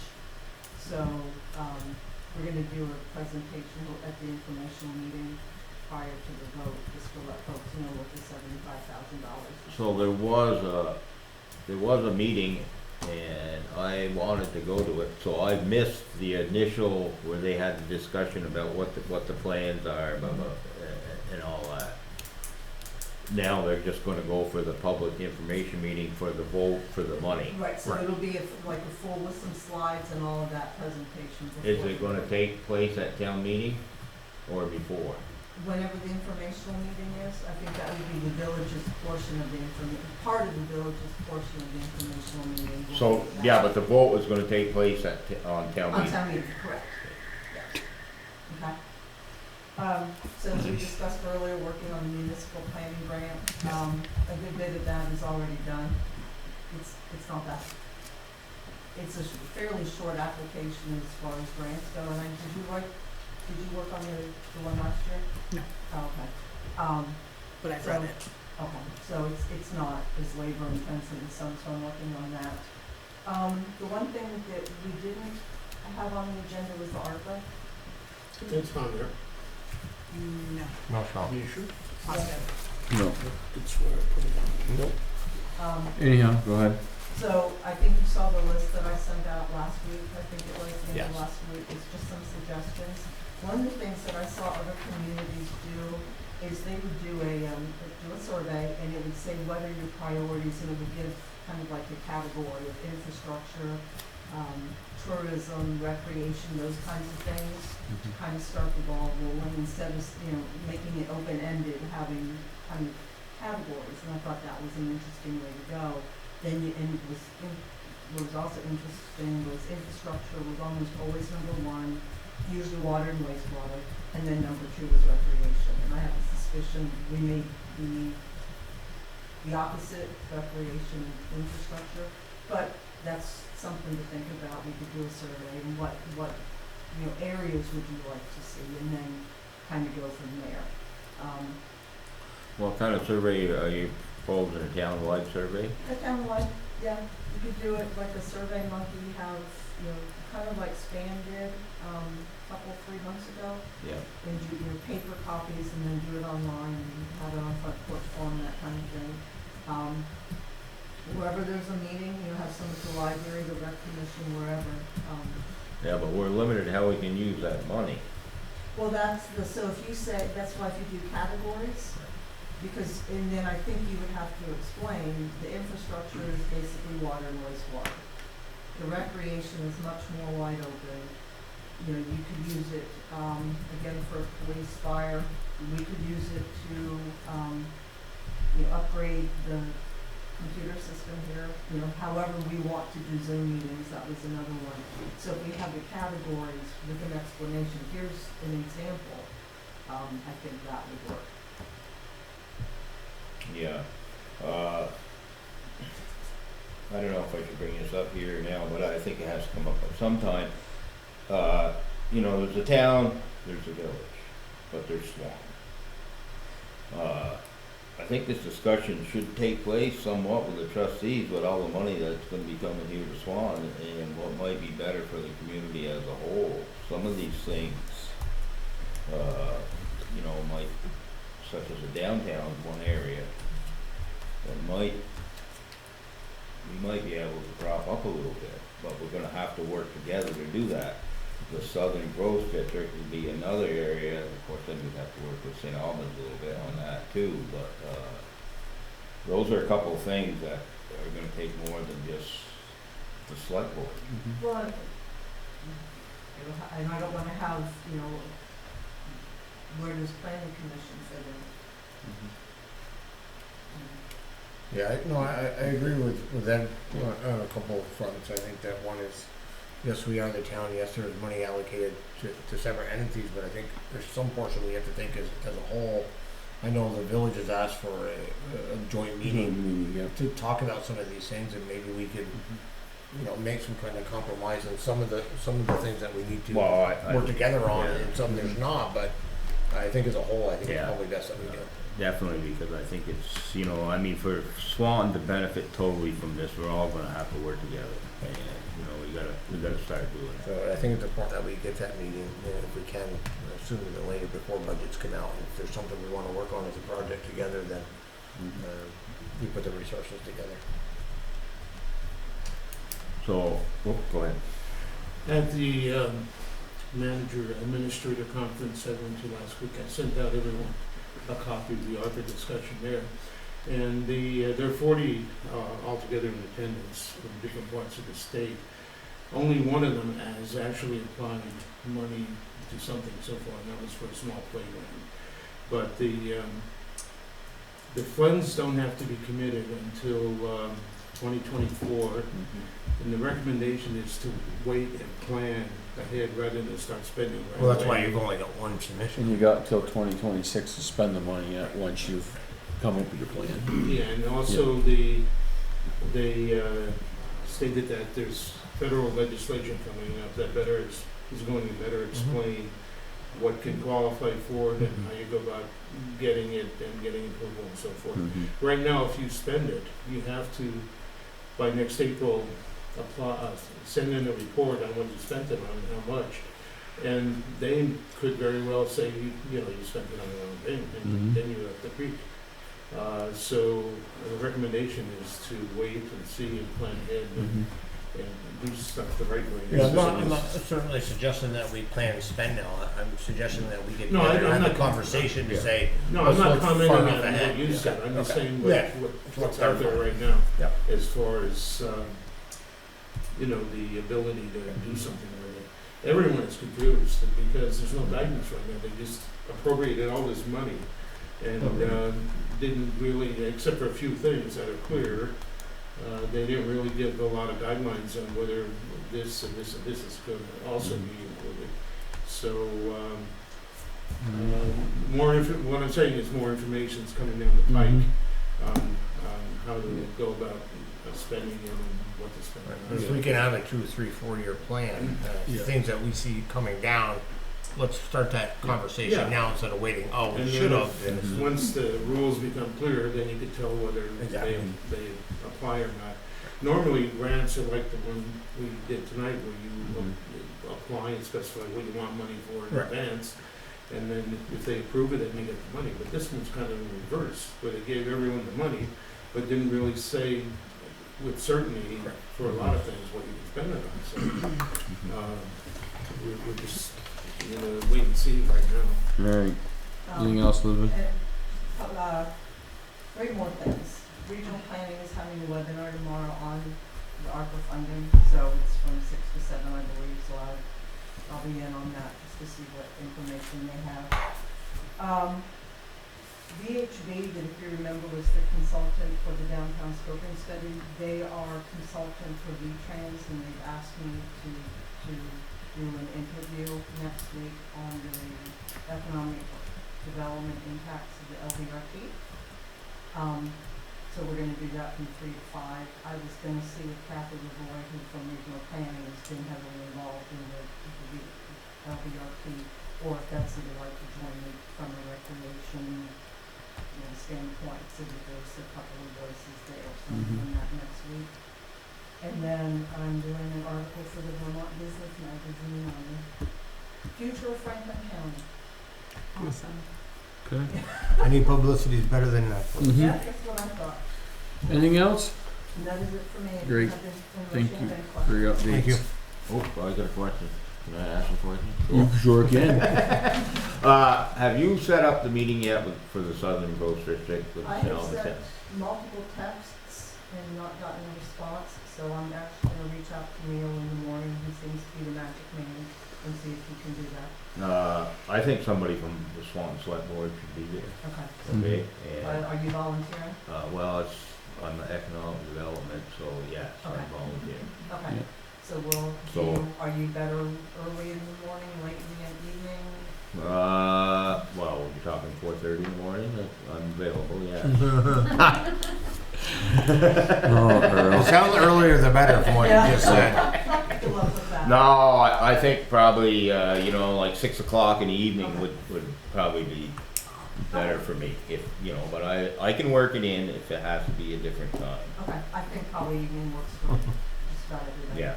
Okay, thank you. Perfect. All good? Yep. Expenditures, general orders. I gotta find them. There we go. I have one question on that. Can people overpay their taxes? Yes. Oh, yeah, quite often. Now, this, just so you know, this is just the ones that, our next orders we have, you're probably gonna have, I think I have More. like 112, maybe more checks to that. But what it is people, some people filed their homestead late. Yep. And they paid their taxes, and they got a download, so because they were taxed on residential, they jumped up the homestead, so they get a refund. Some of them is that some people paid their taxes, and then, their mortgage company paid their taxes. And then we have some that both filed late, that income sensitivity part too, filed that late. So we got another download on those two, which they have already paid, so then they get a refund. And some people, when they get their income tax return, so they didn't apply to their taxes for the next year, and then they're overpaid. And some people pay during the year, and they pay too much, and they get a refund. It's a variety of things, but there were some that had to be done now because of certain circumstances. But the next set of orders will have a lot more. I'll entertain a motion to approve the, general orders for, apologize, we lost the date. 9/22 and Yep. 10/19. 10/19. I'll make that motion.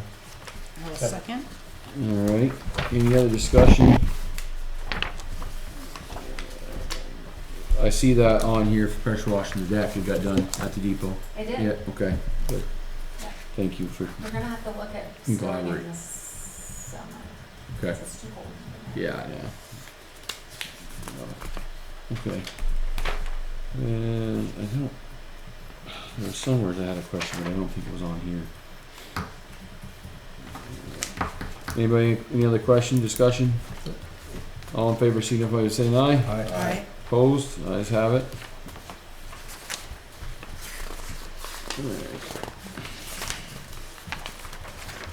Highway orders, 9/22/21 to 10/19/21. I'll entertain a motion on those. I'll make that motion. Alright. A I'll second? it. Alright, just take a second for discussion. James, I do have You do? on Cadbury and Sons Yeah, tree service. That was just the one I was gonna ask. I knew there was one on here. Yeah. Is that? They took that big tree down on Church Road Yeah. that was marked one closest to the road that was really, Okay, okay, that's, so it was a stump in that tree. and they did a stump on Yeah. James Road, so Yeah, there's two okay. locations. Yeah, I didn't know they took the tree down Church Road yet, so must be the fun they got to Yeah, it. it's that huge. Okay. Yeah. tree. No, we had a huge Yeah. tree on the James Road, the guys took down, but they had them grind the stump out, so we're gonna come back. And we had a tree that's been within the wings distance forever down the Church Road, I taken down. My question is, Yep. are we exclusive with Gabri, or are we getting bids when we're doing this? We've used Gabby for years, but Probably depending on the size of the tree, if Yeah. grain's needed, Mhm. probably limited, because we're out here anyways. yeah. Well, Hmm. the only reason I'm asking that question is, when I had my issues on Grand Avenue with that big tree, I got a price from Gabri, and Briette did it for half the money. Mhm. I mean, so we're talking about saving money for the taxpayers of Swanton. I don't know, I have a problem with, well, we've always used this person. Yeah. I think we gotta get a little bit more smart friendly with the money and getting bids on some of this stuff. Okay, yeah. I mean, $2,000, and I realize, you know, I don't know what the size of the tree was or anything. My first thought was $72. I saw a tree stump, $2,000. Yeah, well, that's why I questioned it, because I knew it was more than the stump. And, so. Well, that's why the tree slashed off. the Yeah, trees. yeah, I see it. But the tree was sat right on, it was Yeah, I saw it, across from yeah. Bourgeois' old house. It was a large that- tree. It was a huge tall. tree, Yeah. and it was pretty much dead, pretty much all the way up, but it was a big tree. And I do realize that, Yeah. you know, they got the modern equipment that Mhm. Briette don't have, Yeah. but also Briette, Mhm. as a taxpayer in Swanton, I'd like to see him at least get a shot. Mhm. If it's something he can't handle, well, Well, it seems reasonable just to ask him, because if he can't do it, he'll just tell you he can't Yes, do it. exactly. I don't have a problem asking for an estimate on something when we get to Yeah. it, so. Yeah, you have top notch above. and like I tree said, that's I wanna make it clear, Mhm. I have no axe to grind with Gabri, but Mhm. Yeah, my own interaction when I had to remove my tree, Mhm. Briette did it for half the money. Mhm. No, Makes sense. as long as they're qualified, I don't have a problem with Yeah, that. I think so. that's something we have to, we Yep. certainly should be doing, absolutely. I'm good otherwise. Alright, just looking, I thought there was something else I wanted to ask you, but I think we're good. Any other discussion? All in favor, signify by saying aye. Aye. Opposed, ayes have it. And I'll move to approve the payroll, report, warrants for the same dates, 9/22 to 10/19. Alright. All in favor, signify by saying aye. Oh, sorry, second. I'll say that. Yep, a second. Any other discussion? All in favor, signify by saying aye. Aye. Opposed, ayes have it. Alright. Wanna find them? You're up, James. That's it. Highway Department. Oh, I don't really have a lot. David's got, Beaver Road culvert update. Yep. I did look at that briefly. What's that? That's on page 20. Yeah, we're gonna keep it brief. Yeah, essentially, Tyler is at a point where he's ready to apply for permits. He wants your approval to go ahead and do that. Yep. And from the like wetlands and so forth. And also his estimate, given inflation in the past few years, is for $300,000 for the whole job, the culvert, the work, everything. And the grant is for $121,000. Mhm. And we put up another 11,000 something, so that or 12,000 will come out to 132,000, something like that, that we'll have available. So the balance will have. So we're gonna get $180,000. Right. It would have. It's not due to be done this year, but next year it would have to be in the budget or something. Or How much? 180,000? Well, he's estimating 300,000. We got 120 right. from the state. Well, 130 130. with So our match. 170,000. 132. We should be paving no roads next year. Yeah, well, we don't. I don't have $170,000 in my budget. I can tell you that. Well, no, it wouldn't have to be this year, but it is. Well, maybe I think we better be looking for another Yeah, grant. that seems a little out there. Yeah. Yeah, and it may not even be that high. When he puts it out to bid, it may come in less than that. I don't know what he had for materials in his estimate. I mean, Well, what the it's box in there. culvert cost. I know what it is, but I Yeah. haven't figured it out. The original estimate was 120,000? No, The total was around, I think it was 132. 134. For the original total project. estimate from like 2 or 3 years ago. Yeah. So that's And where then- they came up with that number before everything went crazy Before and COVID inflation. And, Yeah, COVID did a lot to change prices. no kid. And Crazy. so right now, that's where we are. I mean, once he gets the permits in hand, he can put it out to bid, and we'll see what we get for bids. Yeah, but why are we gonna put out bids if we don't even have the money to? I mean, I know we gotta do it, but where are we gonna come up with $170,000? No, I mean, if Yeah. you could stop it right there. I mean, if the bids come up. David, what is this cost estimate right here? It says 130. That's the one that Joel did when he was highway commissioner for the project. So he just Joel with his background, it was estimating 134. Civil engineer. Yeah. Okay, the grant award is for 121, and they're saying it's gonna be how much? About The 300,000. total, 300,000. So Joel wouldn't even. Well, it's This was a the few price years was- ago. I understand, but Yeah. you're talking Yeah. triple the Tyler- price. But it's all dependent on his theory, what he was thinking can go in there, compared to an engineer that says this is what we have to put in there by state standards. That just numbers seem No. way out there. Yeah. Well, what did we pay for the South River Street? That was over 200,000, I think. Was it 200? I didn't think it was quite 200. Was it 270? So it's Yeah. about equivalent. It's a big And deep culvert. Tyler, I talked to Tyler on the phone Yeah. today, Wow. and he said that Yeah. this project is similar to that one Yeah. as far as the work that has. So can we go back to the state and ask for more money because it's a Well, larger I have a project? call in to Jim Coda to see Yeah. if we could get the total grant, which would be 175 plus a 10% match, which we would more than meet. Yeah. But the 175, you'd have to come up with 125. And Without any incline work. We can do in kind Yeah, trucking and stuff. in-kind otherwise, counts. but I think we did some in kind on that one. Yeah, we did. Right, I'd so, have to look at the spreadsheet Yeah. to see. yeah, there was a lot in that one. A lot Yeah, of materials had to be the moved. highways Yeah. hauled a lot of stuff for that. So big number for a And, short job. It is. Yeah, but Yeah, that culvert is more or less failing. it's big and it's It's deep. like this in the It's a middle, problem, so. and each end of it is up above the Mhm. water. The water has to fill the water inside Yeah. before it pours out. And the other thing we'll have to get there is, and we'll need the town attorney to do it, is construction and permanent easements Yeah. for the, because it's gonna go outside the right of way. Yeah. The other question I saw on here too, and I don't see it right in front of it, he wanted to know if we wanted, bonds to make the contractor have bond on the job. Do we have to bond when we did that one on South River Street? I don't think we did. I wouldn't think. I you'd would do it think without we a did, bond. I would think we would I have. wouldn't think you'd do it without a bond. Yeah. Yeah. I'd have to back, I think so. If I Yeah. remember right. I can't remember it, no profiles. Yeah, I mean, that much money, you definitely wanna have a bond. Yeah, we can. Too risky. Alright, so that answers that question. You can let him know we want a bond then. Okay. And, Yeah, right now he's gonna be applying for the state permits. Yeah, wetlands and- so do we need to vote for him to go ahead and apply for permits or just? No, tell that's him to part go of his ahead? contract. Yeah. Okay. So that, he's still within his contract. How much are we paying him? 18,000. We already agreed on that. His total contract is 18,000. And he's gonna oversee the project, or is Yeah, that? he'll be a. We already resident voted on engineer. that to have him. And he'll Oversee. draft the bid for, the request for bids. And probably need some help from James or Kevin on that. Yeah. with the- Well, I don't know how much longer we wanna wait on the request for bids. If we're Wait. gonna have to budget money. Well, he's gonna put this all together.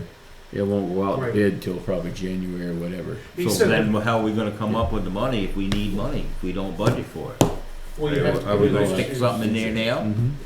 You could put it Well, in. we're gonna have to, yeah, we're gonna have to come up with that when we get to budget time here in the next couple months. Yeah, but Yeah. once the budget, you only got till what, January 20th or something? No, I see what you're saying. Yeah, Yeah. absolutely. No, I know what you mean. We're gonna have to either budget for it or we're gonna have to see if we can get more money on the state for it or find another grant. Yeah, we don't know the exact cost, that's why I'm saying, do we wanna wait that long to put it out to bid? Yeah, 20. We may not have the permits in hand, Yeah. but we can still bid it because you know what you're gonna do for work. But if you do Well, what he told me on the phone today I- is that December and January are the two best months to Exactly. put out requests for bids. I know, I understand that, but Yeah. if we don't budget for it, Yeah. Well, you can budget for it. You got a good, so what are we gonna just pick a number out of the air? well, you subtract what we're getting. It's from the 300,000. You don't know what, he's just saying that He's right now. estimating it. It's He's gonna cost estimating. 300,000. Someone might come in at 260,000. Yeah, but what if it comes in at 350? Then Yeah. we're up, you know, the proverbial creek. Yeah. I would try to get the bids back by the end of December. Well, we could put a. Then we and would then- know. Yeah. Then we could put it in the budget and we wouldn't have to worry about it. Yeah, he said December and January are the two best. Wow. I know, but Errol's talking about if we had the bids back before we finalize our budgets, we could Yeah, plan well, on it for next that's what I'm year. saying, at the beginning of December. So the given- budgets will have to be back by the given end of till- December 31st, Yeah. the bids, I mean, Right, at the latest. yeah, and then you would know. And it doesn't make any difference if you got all the permits or not, because that, you know, No. I mean, if we don't get a permit, we won't be able to do it, but he can still apply for the permits and it can Yeah. still be bidded out because we know what the specs are. Yeah. Yeah, well, that, if you're okay with it, he can start drafting the bid now. Yep. I And think he then, should. Sounds good And to then me. in December, or even right before December, in November, we could mail it out to. He needs to get the bids you know, out in November, so they're back by the Is he end gonna of do 4 the weeks. bid proposal and the advertising, or do we have to do the advertising? No, he'll do it. He's Yeah. gonna do everything? Yeah, he did that on the other one. Okay. Yeah, but we advertised it though, didn't we? Put it on the paper and stuff. I'm I not think sure. we That's advertised. fine. Whatever, I we think can work did. with him, that's minor. Yeah, Yeah. But, you know, it'd be really nice to have a know list. before we did the budget. yeah, usually Yeah. we Yeah. mail it out to the companies that do that type of thing. Yeah. So, I mean, it doesn't do any good to advertise in the local paper, because for that type of project. That's the only reason I buy that Everybody paper, else so. Yeah. Yeah. All right, we all good with the culvert? Yeah, but just as long as we can Okay. get it, you know, so we Yeah. know what we gotta have for Mhm. money. Yeah, I'll Yep, call him nope, tomorrow and Definitely. talk to him about it. Okay. All right, any other updates? We finally got our salt price the other day. I'm waiting for that forever. It's gone up about $5 a ton from what it was last year. So we're gonna, I've We'll get- ordered 100 ton from the side. yeah, we're gonna get some out of Canada and some out of Williston, Barrett, so work between the two of them. Still roadside mowing. I actually asked Kevin to get me an update, another update on the dump body. The guy never called me back. The sales was last week, so yes. Told me there was 16 bodies shipped to the place they put them on. Ours was one of them. I don't know what pecking order we're in, but starting to get a little irritated. But Maybe we should get a discount. That snow's gonna be falling before we know yeah, it. I gave him a little Hate to flack say when I it, talked to him a couple weeks ago, but I'll try to follow up again with him this week. I don't have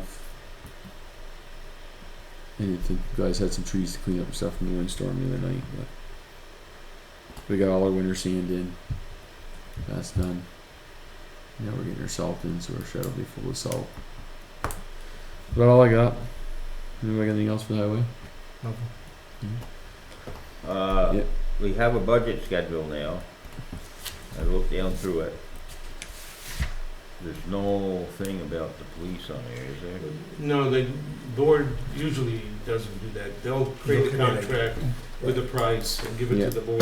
The board Yeah, has- but we've had a lot of discussions about, you know, maybe we need more service.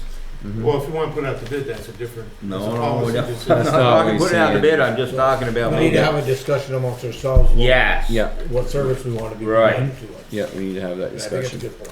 Yeah. If you could put that on the agenda, maybe next meeting. Mhm. Yeah, then you want Yep. me to invite them? Well, I And think talk we it need to have a over. discussion amongst ourselves first, but And then maybe No, after. we're gonna have to maybe- meet with them at some point in time to bring up that issue, and there's probably several others we should discuss too, but at least we need to, if we're gonna change what we're doing for, asking for services, we need to find out. We Yep. need to get that done. got that on your notes? Yep. Okay. Any other necessary business? Anything, David? You good? Oh, nothing. No. Public comment? One last call. Upcoming events, DRB meeting 6 p.m. Thursday, October 28th, 2021, in person at the Village Complex, in person only. Halloween in the park from 4 to 6 p.m. on October 30th in the Village Park. Next select board meeting is Tuesday, November 2nd, 7 p.m. in person or by. What is it saying? Oh, okay. Sorry. In Yep. person at 1 Academy Street. 1 Academy Or Street, by right? Zoom. Yeah, you caught me off guard. Yeah, I'm good. Do we need executive session to discuss personnel? Are we all good? I'll wait till next. What's that? I'll wait till next meeting. Okay. Sounds good. I'll entertain a motion to adjourn. Make that motion to adjourn at 9:17. Second. Second. Third. Fourth. All in favor, signify by saying aye. I'm going home, go to bed. Opposed? Ayes have it. You're not gonna watch it. Adjourned.